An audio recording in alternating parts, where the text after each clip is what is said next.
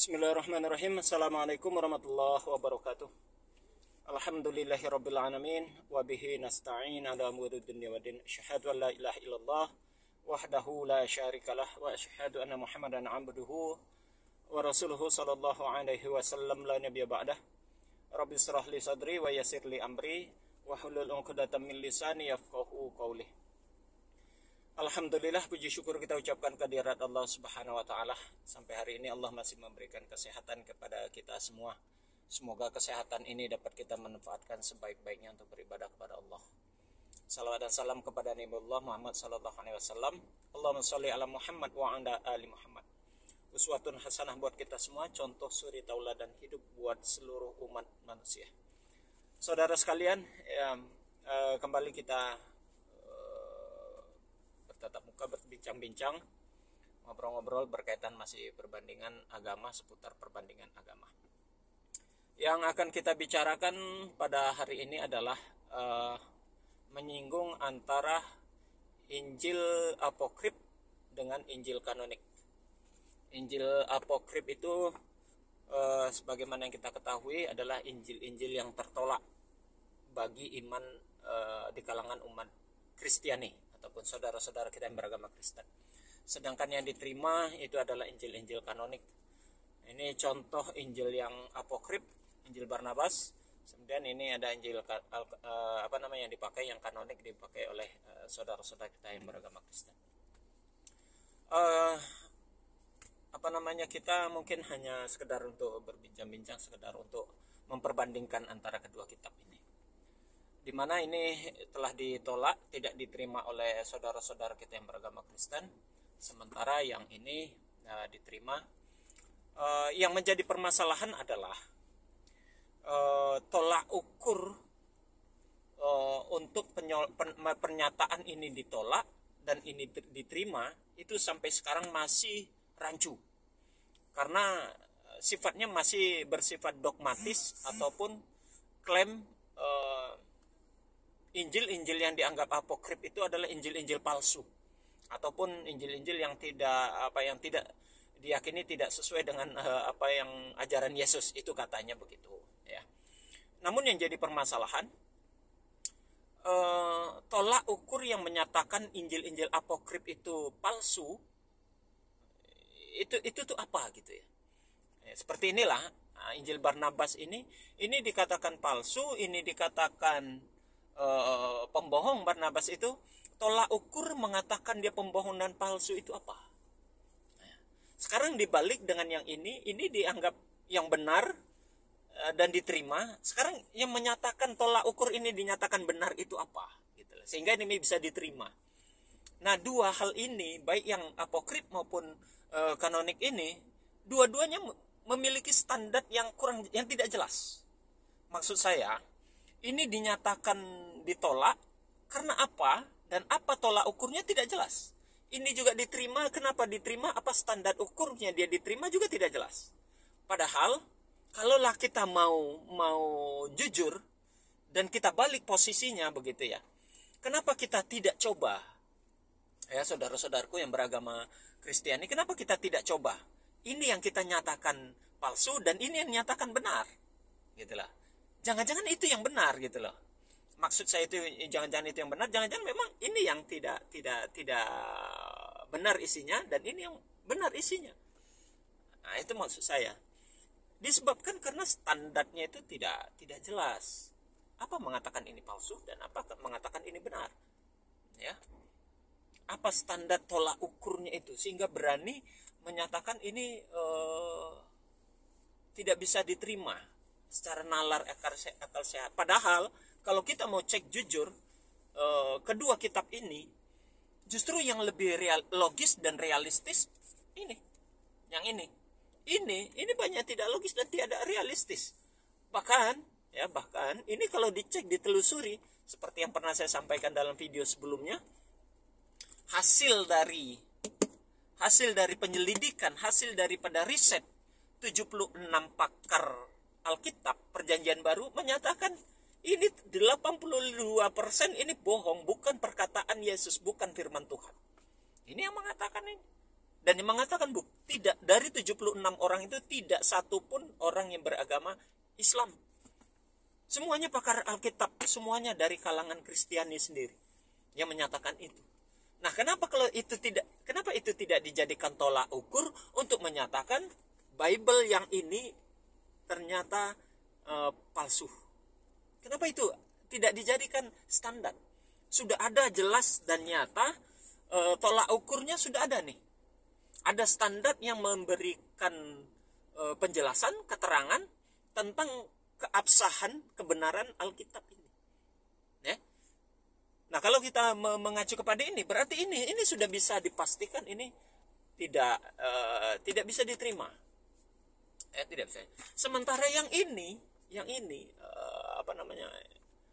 isinya kalau kita mau telusuri, contoh kemarin kita sudah membahas tentang Barnabas. Status Barnabas itu sendiri di dalam Alkitab, di dalam Bible itu justru diposisikan sangat baik, sangat tinggi gitu loh. Ya.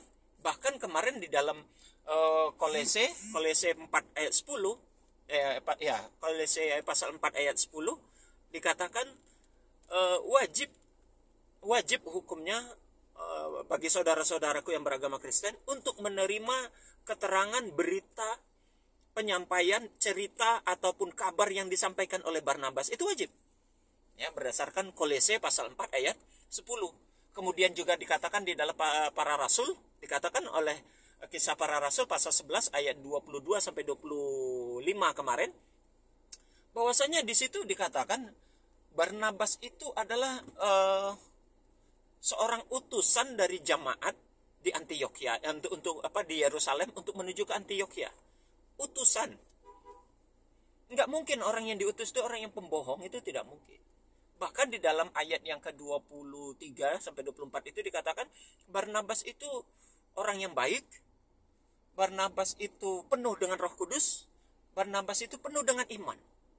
Jadi atas dasar apa kalau begitu dinyatakan Barnabas itu orang pembohong, dan Injil Barnabas ini kenapa ditolak jadinya? Ada standar tolak ukur yang menyatakan bahwasannya Barnabas itu dapat dipercaya, tapi malah ditolak. Ironinya sebaliknya, ini ada standar yang mengatakan ternyata ini 82% isinya palsu, isinya bukan perkataan manusia, malah diterima. Jadi terbalik logikanya di dalam menerima antara Injil apokrip dengan Injil kanonik. Di dalam Barnabas, berita yang dikatakan Yesus itu bukan Tuhan. Dia seorang nabi. Saya ingin membacakan contohnya saja. Berita tentang kenabian Yesus itu sendiri ya. Ini. Di dalam Injil Barnabas sendiri, di sini dikatakan pasal 10 ayat yang ke-29 dikatakan, Yesus telah menerima wahyu ini, lalu mengetahui bahwa ia adalah seorang nabi yang telah diutus kepada kaum Bani Israel. Jadi di dalam Barnabas, ini nanti saudara kalau mau baca ini ya, kalau ini kelihatan atau tidak ya, saya tidak tahu terlihat atau tidak. Di sini terlihat dengan jelas, Yesus telah menerima wahyu. Bunyi ayatnya itu begitu. Yesus telah menerima wahyu ini, lalu mengetahui bahwa ia adalah seorang nabi yang telah diutus kepada Bani Israel. Pernyataan itu dengan jelas dikatakan begitu tuh, ya. Kemudian lagi saya ambil kutipan yang lainnya.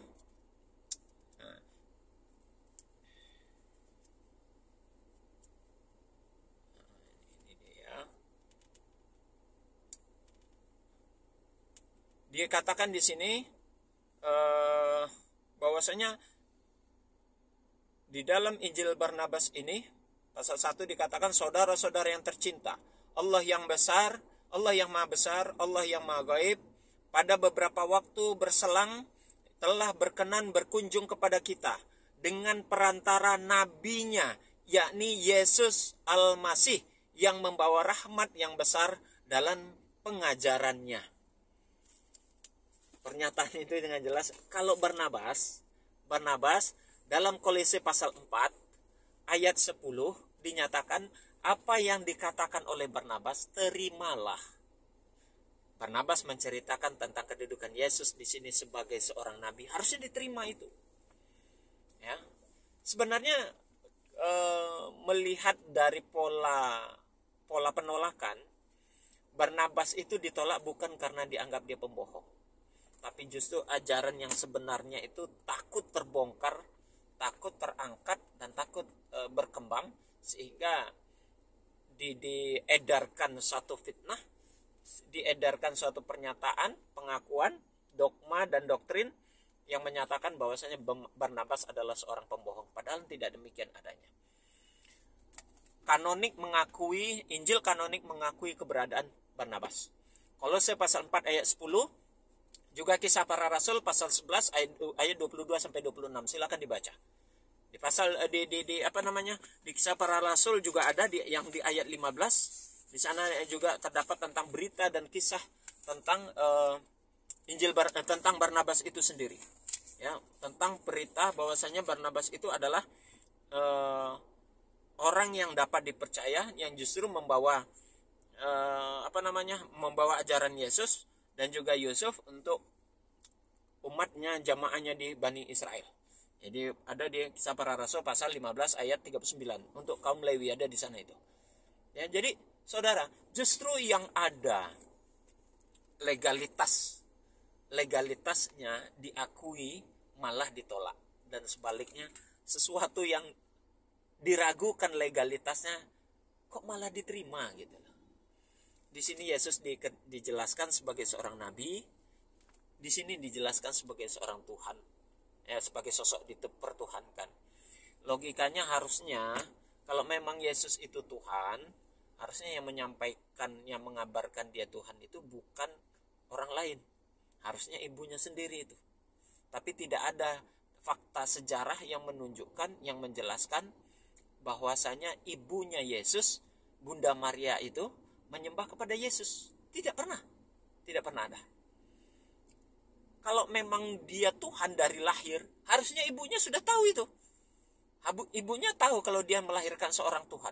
Dan lebih panjang lagi logika berpikirnya adalah, harusnya yang berhak untuk dipertuhankan karena yang memiliki kekuasaan yang lebih adalah ibunya. Karena ibunya mampu melahirkan seorang Tuhan, ya, sosok Tuhan. Kan jauh lebih luar biasa itu ibunya. Ibunya mampu melahirkan sosok sebagai Tuhan. Kenapa tidak ibunya yang disembah? Ya. Dan kalau dia Tuhan, Yesus itu Tuhan, harusnya ibunya pertama sekali yang menyembah Yesus dan yang mengabarkan dan memberitakan Yesus itu Tuhan ke umatnya waktu itu. Tapi tidak pernah ada kabar atau berita yang mendakwahkan ibunya mendakwahkan ibunya Maria mendakwahkan Yesus sebagai Tuhan, itu tidak ada. Dan tidak ada catatan atau fakta sejarah baik di dalam Injil maupun dalam kisah-kisahnya ibunya itu mendakwahkan dan menyembah kepada Yesus sebagai Tuhan, itu tidak ada. Itu artinya saudara, kebenaran tentang Yesus sebagai Tuhan itu memang perlu diuji ulang kembali. Perlu diuji ulang kembali tentang kebenaran. Benarkah dia itu Tuhan yang memang pantas untuk disembah?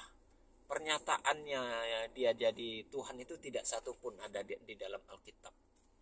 Ya, bahkan ayat-ayat krusial di dalam Alkitab itu banyak dimentahkan oleh para cendekiawannya Alkitab sendiri, ya. Para pakar-pakar Alkitab dalam buku ini dinyatakan ayat-ayat itu ternyata banyak ayat yang palsu, bukan perkataan Yesus. Jadi kita butuh pembuktian ulang untuk bisa menerima ini sebagai rujukan dan referensi bila diperbandingkan dengan ini. Ya, kalau ini sudah hasil ada legalitas diakui Barnabas itu, Injil apokrif khususnya Barnabas ini ada di dalam Kolose dan dalam Kisah Para Rasul, sebaiknya diterima. Sementara yang kanonik, kalau hasil dari the five gospel itu mengatakan 82% bukanlah perkataan dari Yesus.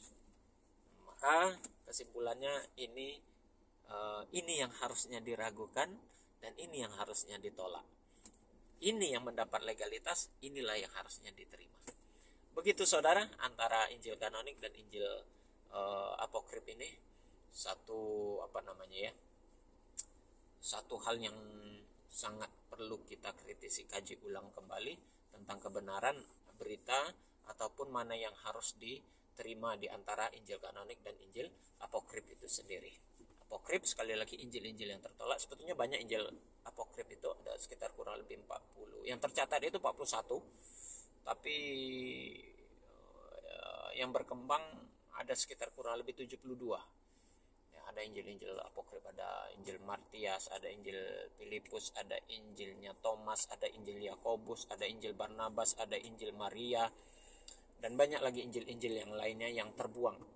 Ya, ketika pada saat konsili Nicea itu, jadi menyingkirkan Injil-Injil apokrif lalu mengangkat Injil-Injil kanonik.